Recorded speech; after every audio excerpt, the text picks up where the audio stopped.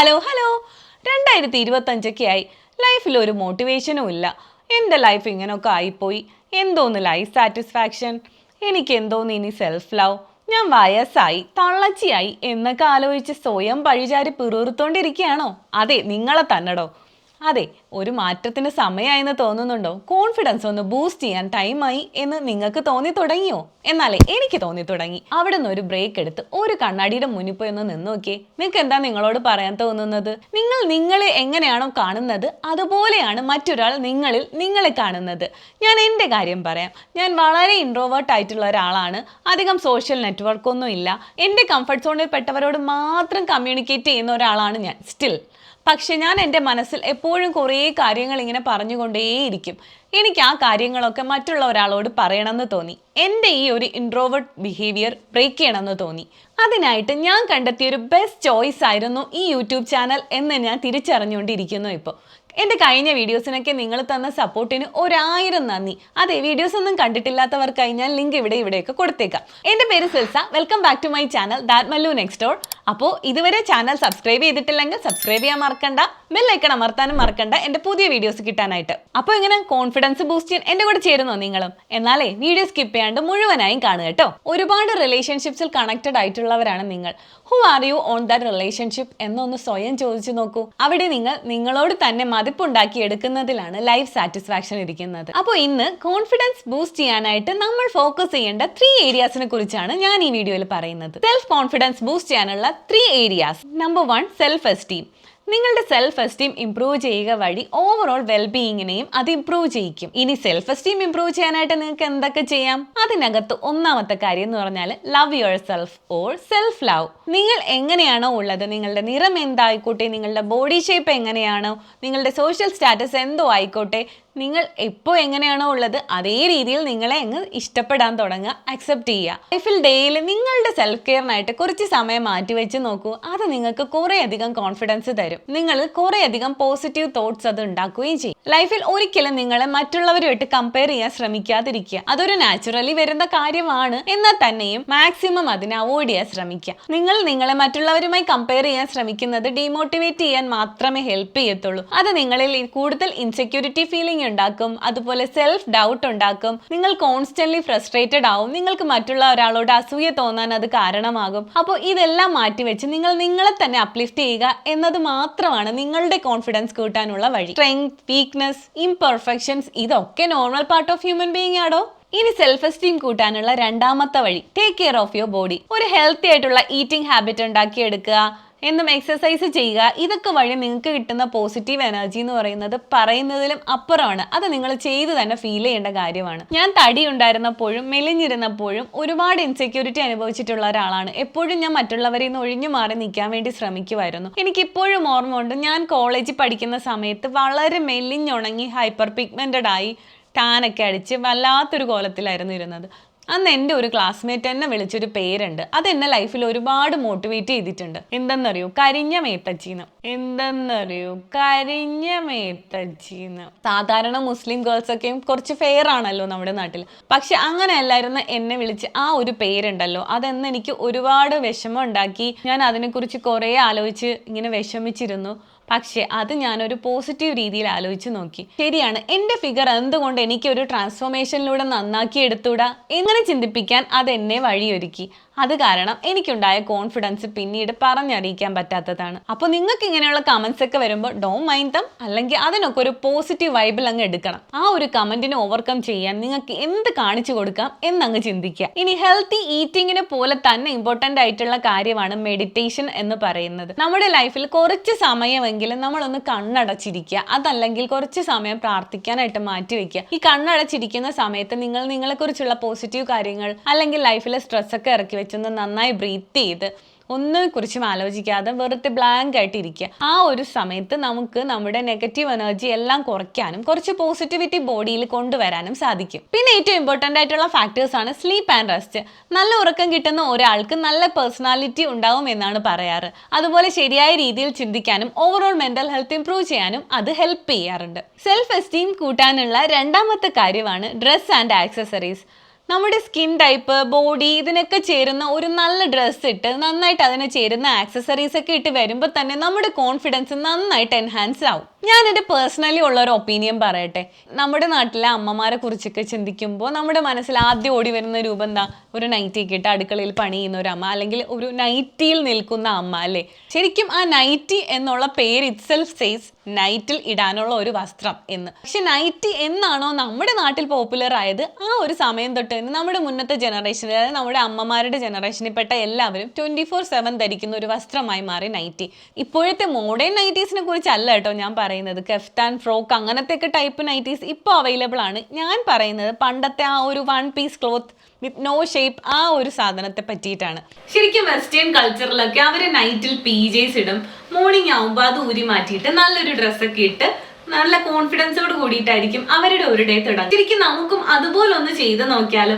എത്ര ഡിപ്രസ്ഡ് ആയിട്ടിരുന്നാലും രാവിലെ എണീറ്റ് ഒരു നല്ല വസ്ത്രമൊക്കെ ധരിച്ച് നന്നായിട്ട് ഒരുങ്ങി കണ്ണാടിയുടെ മുന്നിലൊക്കെ പോയി കണ്ണൊക്കെ എഴുതി പൊട്ടൊക്കെ ഇട്ടിട്ട് ഒരു ദിവസം ഒന്ന് സ്റ്റാർട്ട് ചെയ്ത് നോക്കൂ. ഇത്ര പോസിറ്റീവ് ആയിരിക്കും അത്. നമ്മൾ ഇനി സെൽഫ് എസ്റ്റീം കൂട്ടാനുള്ള അടുത്ത വഴിയാണ് ബോഡി പോസ്റ്റർ. നിങ്ങളുടെ കോൺഫിഡൻസ് റിഫ്ലക്ട് ചെയ്യുന്ന ഒരു ഫാക്ടറാണ് ബോഡി പോസ്റ്റർ എന്ന് പറയുന്നത്.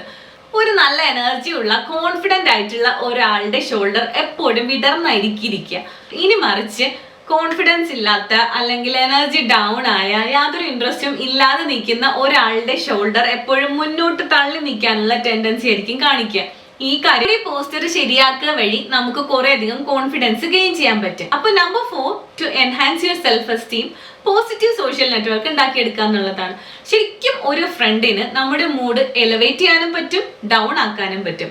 ഇക്കാലത്ത് നല്ലൊരു ഫ്രണ്ടിനെ കണ്ടുപിടിക്കുക എന്ന് പറയുന്നത് വളരെ ചാലഞ്ചിങ് ആയിട്ടുള്ള ഒരു കാര്യമാണ്. നമ്മൾ കോളേജിലും സ്കൂളിലും ഒക്കെ പഠിക്കുന്ന സമയത്ത് ഒരുപാട് ഫ്രണ്ട്സ് ഉണ്ടാവും. ശരിക്കും നമ്മൾ ഇൻഡിപെൻഡന്റ് ആയിട്ട് വർക്ക് ചെയ്യാൻ തുടങ്ങുമ്പോൾ അല്ലെങ്കിൽ ഒരു ഫാമിലി ആയിട്ടൊക്കെ മാറുമ്പോൾ അവരുടെ ഫ്രണ്ട്സിനെ കണ്ടുപിടിക്കുക എന്ന് പറയുന്നത് ശരിക്കും ഭയങ്കര ബുദ്ധിമുട്ടുള്ള ഒരു കാര്യമാണ്. ഫ്രണ്ട്സ് ഉണ്ടാവും, പക്ഷെ യഥാർത്ഥ ഒരു ഫ്രണ്ട് എന്ന് പറയുന്നത് നമ്മളോട് എപ്പോഴും ആവലാതികൾ മാത്രം പറയുന്ന, അല്ലെങ്കിൽ നമ്മൾ എന്ത് പറഞ്ഞാലും നെഗറ്റീവ് തോട്ട്സ് മാത്രം തരുന്ന ഒരു ഫ്രണ്ടാണ് നമുക്കുള്ളതെങ്കിൽ നമ്മുടെ ലൈഫിൽ എന്തെങ്കിലും പോസിറ്റിവിറ്റി ഉണ്ടാവാൻ വഴിയുണ്ടോ? അപ്പൊ നിങ്ങൾക്ക് അങ്ങനത്തെ ഫ്രണ്ട്സ് ആണ് ഉള്ളതെങ്കിൽ ഗുഡ് ബൈ പറയാൻ സമയമായി. എപ്പോഴും മനസ്സിന് പോസിറ്റിവിറ്റിയും പോസിറ്റീവ് തോട്ട്സും തരുന്ന ഫ്രണ്ട്സിനെ കണ്ടുപിടിക്കാൻ ശ്രമിക്കുക. കോൺഫിഡൻസ് ബൂസ്റ്റ് ചെയ്യാൻ ഫോക്കസ് ചെയ്യേണ്ട രണ്ടാമത്തെ ഏരിയ സെൽഫ് റിലയൻസ്. നിങ്ങൾക്ക് നിങ്ങളോട് തന്നെ വിശ്വാസം ഇല്ല, നിങ്ങൾ എപ്പോഴും സെൽഫ് ഡൗട്ടഡ് ആയിട്ടുള്ള ഒരാളാണെന്നുണ്ടെങ്കിൽ നിങ്ങൾ ആരാ വിശ്വസിക്കുക? മറ്റുള്ളവരുടെ ഫീഡ്ബാക്ക് കിട്ടുന്നത് ഓക്കെ, പക്ഷെ എപ്പോഴും നിങ്ങളായിരിക്കണം നിങ്ങളുടെ വോയിസ്. നിങ്ങൾ എടുക്കുന്ന തീരുമാനങ്ങളായിരിക്കണം ലൈഫിൽ എപ്പോഴും നിങ്ങളെ മുന്നോട്ട് കൊണ്ടുപോകുന്നത്. ലൈഫിൽ ഒരു ഹാർഡ് ടൈം വരുമ്പോൾ ഒരിക്കലും ഇമോഷണലി തീരുമാനങ്ങൾ എടുക്കരുത്. അത് നിങ്ങളെ പിന്നീട് റിഗ്രറ്റ് ചെയ്യിപ്പിക്കും. എപ്പോഴും കുറച്ച് പ്രാക്ടിക്കലി ചിന്തിക്കാൻ ശ്രമിക്കുക. നിങ്ങൾക്ക് ഒരു സിറ്റുവേഷൻ വരുമ്പോൾ ഐ ക്യാൻ ഹാൻഡിൽ ദിസ്, അല്ലെങ്കിൽ I can improve next time. ഇനി അതിൽ നിന്ന് ഞാൻ കുറെ കാര്യങ്ങൾ പഠിച്ചു, അല്ലെന്നുണ്ടെങ്കിൽ at least I have to give a try എന്നൊക്കെ നിങ്ങൾ സ്വയം പറയുക. അല്ലെങ്കിൽ ഒരു ചാലഞ്ചിങ് സിറ്റുവേഷനിൽ നിങ്ങളുടെ ഫ്രണ്ട് നിങ്ങളോട് ഹെൽപ്പ് ചോദിക്കാൻ വന്നാൽ നിങ്ങൾ അവരെ എങ്ങനെയൊക്കെ ആയിരിക്കും മോട്ടിവേറ്റ് ചെയ്യുക എന്ന് സ്വയമായിട്ടൊന്ന് ചിന്തിക്കുക. എന്നിട്ട് ആ രീതിയിൽ അത് തന്നെ നിങ്ങളോട് പറയുക. ലൈഫിൽ ഒരിക്കലും മിസ്റ്റേക്സിൽ തന്നെ സ്റ്റക്ക് ഓൺ ചെയ്ത് നിൽക്കാതെ മൂവ് ഫോർവേഡ് ചെയ്യുക. മിസ്റ്റേക്സ്, ഫെയിലിയർ, ചാലഞ്ചസ് ഇതൊക്കെ ലൈഫിൽ നോർമൽ ആയിട്ടുള്ള കാര്യങ്ങളാണ്. എപ്പോഴും ഹാപ്പിനെസ് മാത്രമല്ല, ഇതെല്ലാം ചേർന്നതാണ് ലൈഫിന്റെ ബാലൻസ്. ഇതുപോലെ നിങ്ങൾ നിങ്ങളോട് തന്നെ പോസിറ്റീവായിട്ട് സംസാരിക്കുന്നതിനെയാണ് സെൽഫ് അഫർമേഷൻ എന്ന് പറയുന്നത്. എല്ലാ ദിവസവും നിങ്ങൾ കണ്ണാടിയുടെ മുന്നിൽ പോയി നിന്ന് കുറച്ച് നിങ്ങളെ കുറിച്ച് നല്ല കാര്യങ്ങൾ പറഞ്ഞു നോക്കും. നിങ്ങളെ കുറിച്ച് നിങ്ങൾക്ക് തള്ളാനുള്ള കുറച്ച് സമയമാണ്. നിങ്ങൾ ചെയ്ത അച്ചീവ്മെന്റ്സിനെ കുറിച്ച്, അല്ലെങ്കിൽ നിങ്ങൾക്ക് ചെയ്യേണ്ടതായിട്ടുള്ള കാര്യങ്ങളെ കുറിച്ച്, നിങ്ങൾക്ക് ഇംപ്രൂവ് ചെയ്യേണ്ട കാര്യങ്ങളെ കുറിച്ച്. അത് 100% ആക്യുറേറ്റ് ആവണമെന്നൊന്നുമില്ല. നിങ്ങൾക്ക് തോന്നുന്നത് എന്താണോ നല്ല കാര്യങ്ങൾ നിങ്ങളോട് തന്നെ പറയുക. അത് നിങ്ങളിൽ ഒരുപാട് പോസിറ്റീവ് തോട്ട്സും പോസിറ്റീവായി ചിന്തിക്കാനുള്ള ഒരു വഴിയും ഉണ്ടാക്കും. ഇത് കൂടാതെ നിങ്ങൾ നിങ്ങളെ തന്നെ ഒപ്റ്റിമിസ്റ്റിക് ആയിട്ട് ഇരിക്കാനും ഇത് ഒരുപാട് സഹായിക്കും. നിങ്ങളൊന്ന് ഡൗൺ ആയിരിക്കുമ്പോൾ നിങ്ങളുടെ ലൈഫിൽ നിങ്ങൾ ചെയ്ത ഒരു അച്ചീവ്മെന്റിനെ കുറിച്ച് ആലോചിച്ച് നോക്കൂ. അതിനായിട്ട് നിങ്ങൾ എടുത്ത ഒരു എഫേർട്ട്, നിങ്ങൾക്ക് ആ ഒരു കാര്യം നേടിയപ്പോൾ ഉണ്ടായ ഒരു സന്തോഷം, അതൊക്കെ ഒന്ന് ആലോചിച്ച് നോക്കൂ. നിങ്ങൾക്ക് കഴിയാത്തതായിട്ട് ഒന്നുമില്ല. അതിനായിട്ട് നിങ്ങൾക്ക് കുറച്ച് സമയം വേണമായിരിക്കും, എന്നാലും നിങ്ങൾക്ക് അത് ചെയ്യാൻ പറ്റും എന്ന് തന്നെ വിശ്വസിക്കുക. ലൈഫിൽ കിട്ടാത്ത കാര്യങ്ങളെ കുറിച്ച് ആലോചിച്ച് വിഷമിക്കാതെ കിട്ടിയ കാര്യങ്ങളെ കുറിച്ച് ആലോചിച്ച് സന്തോഷിക്കാൻ ശ്രമിക്കുക. അതാണ് സെൽഫ് റിലയൻസിലെ main point. Last and final area to improve your self confidence, self autonomy. നിങ്ങൾക്ക് ലൈഫിൽ ഒരു കാര്യം ചെയ്യണം, എന്നാൽ അത് ചെയ്യണമെന്ന് യാതൊരു നിർബന്ധവും ഇല്ല. ചെയ്ത് കഴിഞ്ഞാൽ അത് നിങ്ങൾക്ക് ഒരുപാട് സാറ്റിസ്ഫാക്ഷൻ തരികയും ചെയ്യും. അങ്ങനെയുള്ള ഒരു കാര്യത്തിനെയാണ് സെൽഫ് ഓട്ടോണമി എന്ന് പറയുക. ഇൻഡിപെൻഡൻസ്, കൺട്രോൾ വേഴ്സസ് ഫ്രീഡം, അല്ലെങ്കിൽ ലൈഫിൽ നിങ്ങൾ കൊടുക്കുന്ന ചോയ്സസ്, ഇതൊക്കെയാണ് സെൽഫ് ഓട്ടോണമിക്കകത്ത് വരിക. നിങ്ങൾക്ക് വേണ്ടി ലൈഫിൽ മറ്റൊരാൾ ഡിസിഷൻ എടുക്കുകയോ അല്ലെങ്കിൽ നിങ്ങൾക്ക് ചോയ്സസ് തരികയോ ചെയ്യരുത്. സെൽഫ് ഓട്ടോണമി ഇംപ്രൂവ് ചെയ്യാനായിട്ട് എപ്പോഴും നമ്മൾ റിയലിസ്റ്റിക് ആയിട്ടുള്ള കാര്യങ്ങൾ മാത്രം ചിന്തിക്കുക. Always set A realistic goal. Unrealistic ആയിട്ടുള്ള കാര്യങ്ങൾ ആലോചിച്ച് അതിന് പുറകെ പോകാൻ നിന്നാൽ അത് ഡിസപ്പോയിന്റ്മെന്റ്സിന് മാത്രമേ വഴിയൊരുക്കുള്ളൂ. അപ്പൊ നമ്മൾ സെറ്റ് ചെയ്യേണ്ട ഗോൾസ് എങ്ങനെയായിരിക്കണം എന്നുള്ളതിന് ഒരു ഷോർട്ട് കട്ട് ഉണ്ട്. അതാണ് സ്മാർട്ട്. നമ്മുടെ ഗോൾസ് എപ്പോഴും സ്പെസിഫിക് ആയിരിക്കണം, അത് മെഷർ ചെയ്യാൻ പറ്റുന്നതായിരിക്കണം, അത് അച്ചീവ് ചെയ്യാൻ കഴിയും എന്ന് ഉറപ്പുള്ളതായിരിക്കണം, അതുപോലെ തന്നെ അത് നമ്മുടെ ലൈഫിൽ റെലവന്റ് ആയിട്ടുള്ള കാര്യമായിരിക്കണം, ടൈം ബീയിങ്ങിൽ നമുക്കത് അച്ചീവ് ചെയ്യാൻ പറ്റുന്നതുമായിരിക്കണം. പുതിയ സ്കില്ല് പഠിക്കുക എന്നുള്ളത് നമ്മുടെ ലൈഫിൽ എപ്പോഴും സെൽഫ് എസ്റ്റീം കൂട്ടാനും ഒരു ഫുൾഫിൽമെന്റ് തരാനും സഹായിക്കുന്ന കാര്യമാണ്. എൻ്റെ ലൈഫിൽ അങ്ങനെ ഞാൻ ലേൺ ചെയ്ത ഒരു സ്കില്ല് എനിക്ക് നന്നായിട്ട് ഓട്ടോണമി തന്നു എന്ന് തോന്നിയ ഒരു എക്സ്പീരിയൻസ് ഉണ്ട്. അത് ഞാൻ ഷെയർ ചെയ്യാം നിങ്ങളുമായിട്ട്. എനിക്ക് ഡ്രൈവ് ചെയ്യണം എന്നുള്ളത് കുഞ്ഞിലേ ഉള്ള ഒരു ആഗ്രഹമായിരുന്നു. പക്ഷേ അതിനപ്പുറത്ത് എനിക്ക് വല്ലാത്ത പേടിയായിരുന്നു. ഒരു സൈക്കിൾ പോലും ഞാൻ ഓടിക്കത്തില്ലായിരുന്നു. എൻ്റെ ഡിഗ്രി കഴിഞ്ഞപ്പോഴത്തേക്കും ഞാൻ ഡ്രൈവിംഗ് പഠിക്കാനായിട്ട് പോയി. എന്നും എനിക്ക് ഇൻസ്ട്രക്ടറിന്റെ വായന ചീത്തവിളി വഴക്കും ഒക്കെ കിട്ടുമായിരുന്നു. അതുവരെ അക്കാഡമിക്സിലൊക്കെയും ടോപ്പ് അല്ലെങ്കിൽ ബെസ്റ്റ് എന്ന് മാത്രം കേട്ടിട്ടുള്ള എനിക്ക് ഈ ഒരു എക്സ്പീരിയൻസ് ഭയങ്കര ഡിപ്രസിങ് ആയിരുന്നു. എന്ന് ഞാൻ വിഷമിച്ചായിരിക്കും വീട്ടിൽ വരിക.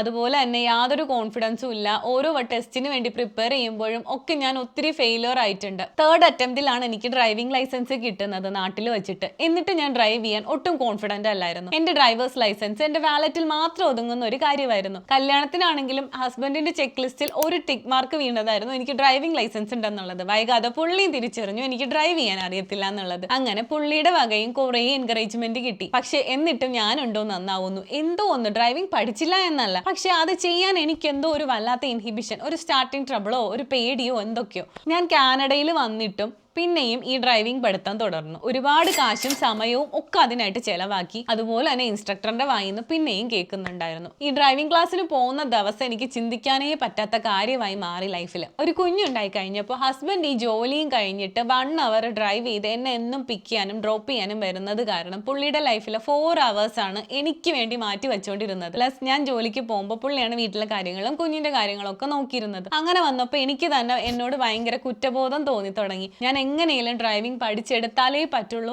എന്നതിന്റെ ഒരു ആവശ്യമായി മാറി. ഞാൻ രണ്ടും കൽപ്പിച്ച് വണ്ടി എടുത്ത് ഓടിക്കാൻ തുടങ്ങി. അങ്ങനെ പതിയെ പതിയെ ഞാൻ അതിൽ കുറച്ച് കോൺഫിഡന്റ് ആയി. 2 ആക്സിഡൻസ് ഒക്കെ ഉണ്ടാക്കി. എന്നാലും അതുവഴി ഞാൻ കുറെ കാര്യങ്ങൾ പഠിച്ചു. അങ്ങനെ ആ ഒരു കാര്യം എൻ്റെ ലൈഫിൽ എനിക്ക് തന്ന ഒരു ഇൻഡിപെൻഡൻസ് അല്ലെങ്കിൽ ഒരു ഫ്രീഡം, എനിക്ക് എന്നോട് തന്നെ ഒത്തിരി അഭിമാനം അല്ലെങ്കിൽ റെസ്പെക്റ്റ്, എനിക്കൊരു ഇൻഡിപെൻഡൻസ് ഒക്കെ തന്ന ഒരു കാര്യമായിരുന്നു ആ ഒരു ഡ്രൈവിംഗ് സ്കില്ല് ലേൺ ചെയ്യുക എന്ന് പറയുന്നത്. അതുപോലെ നമ്മുടെ ലൈഫിൽ എത്ര വലുതോ ചെറുതോ ആയിക്കോട്ടെ എപ്പോഴും ഒരു സ്കില്ല് പഠിക്കുക എന്നുള്ളത് പിന്നീട് ലൈഫിൽ എപ്പോഴേലും ഹെൽപ്പ് ചെയ്യുന്ന ഒരു കാര്യമായിരിക്കും. നമുക്കൊരു ജോലി ഉണ്ടാവുക എന്ന് പറയുന്നതും ലൈഫിൽ അതുപോലെ അനിവാര്യമായിട്ടുള്ള കാര്യമാണ്. നമുക്ക് സ്വന്തമായ ഒരു ഏർണിംഗ് ഉണ്ടാവുക, ലൈഫിൽ എത്ര സ്വീറ്റ് ആയിട്ടുള്ള ഹസ്ബൻഡോ അല്ലെങ്കിൽ എത്ര സപ്പോർട്ടീവ് ആയിട്ടുള്ള ഫാമിലി ആയിക്കോട്ടെ, പക്ഷെ നിങ്ങൾക്ക് നിങ്ങളേതായ ഒരു ഏർണിങ്സ്, അത് എത്ര വലിയ ജോലി ആയിക്കോട്ടെ ചെറുതായിക്കോട്ടെ, എത്ര വലിയ ഏർണിങ്സോ ചെറിയ ഇൻകമോ എന്തോ ആയിക്കോട്ടെ, പക്ഷെ നമുക്ക് സ്വന്തമായ ഒരു വരുമാനം ഉണ്ടാവുക എന്ന് പറയുന്നത് ലൈഫിൽ എപ്പോഴേലും തനിച്ചാവുമ്പോഴോ അല്ലെങ്കിൽ ഒരു സിറ്റുവേഷൻ വന്ന് നമുക്ക് മറ്റുള്ളവരെ സപ്പോർട്ട് ചെയ്യേണ്ട അവസ്ഥ വരുമ്പോൾ അത് വളരെ ഹെൽപ്ഫുൾ ആയിരിക്കും. അത് നിങ്ങൾക്ക് മുന്നോട്ടുള്ള മോട്ടീവും ഒരു സെക്യൂരിറ്റിയും ആയിരിക്കും. നെക്സ്റ്റ്, ഇനി സെൽഫ് ഓട്ടോണമിയിൽ നിങ്ങൾ എപ്പോഴും ഹെൽത്തി ബൗണ്ടറീസ് ഡിഫൈൻ ചെയ്യാൻ പഠിക്കുക. അതായത് നോ പറയേണ്ടടുത്ത് നോ കോൺഫിഡൻ്റ് ആയി തന്നെ പറയുക. ഇതുവഴി നിങ്ങൾക്ക് നിങ്ങളുടെ പേഴ്സണാലിറ്റീനെ ഡിഫൈൻ ചെയ്യാനും മറ്റുള്ളവർക്കൊരു ക്ലിയർ ബൗണ്ടറി സെറ്റ് ചെയ്ത് കൊടുക്കാനും സാധിക്കും. നമ്മൾ ആരും പെർഫെക്റ്റ് അല്ല, ഇനി ആവാനും പോകുന്നില്ല. എന്നാലും നമുക്കൊന്ന് ഒരുമിച്ച് ട്രൈ ചെയ്താലോ കോൺഫിഡൻസ് ആയിട്ട് ലൈഫിനെ ഫേസ് ചെയ്യാൻ. അപ്പോൾ ഇന്നത്തെ വീഡിയോ ഇഷ്ടമായെങ്കിൽ ലൈക്ക് ചെയ്യാൻ മറക്കണ്ട, കമന്റ് ചെയ്യുക, നിങ്ങളുടെ അഭിപ്രായങ്ങൾ എന്നെ അറിയിക്കുക. അപ്പോൾ വീണ്ടും വേറൊരു വീഡിയോ ആയിട്ട് കാണുന്നത് വരേക്കും ബൈ.